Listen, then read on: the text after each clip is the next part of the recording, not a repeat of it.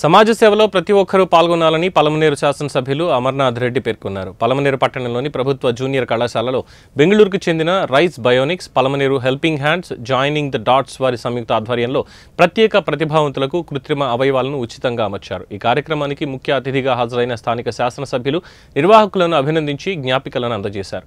మానవ సేవే మాధవ సేవగా భావించి ప్రతి ఒక్కరూ వారి శక్తి సామర్థ్యాల మేరకు సమాజానికి దోహదపడాలన్నారు. అనంతరం 27 మంది లబ్ధిదారులకు ఆయన సర్టిఫికెట్లను పంపిణీ చేశారు.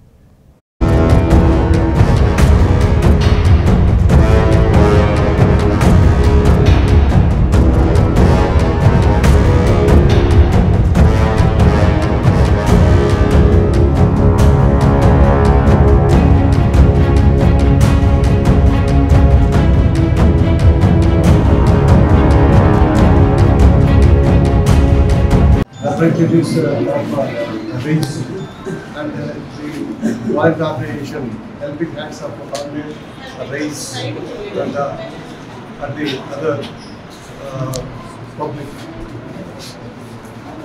I am mentioning to all the persons and particularly plus persons. ఈరోజు ఈ డిస్ట్రిబ్యూషన్ కార్యక్రమం అనేది ఎంతో అడ్వాన్స్డ్ టెక్నాలజీ ఉపయోగించినటువంటి టెక్నాలజీతో చేసినటువంటి గేమ్స్. ఇది బెనిఫిషియర్స్కి చాలా యూస్ఫుల్.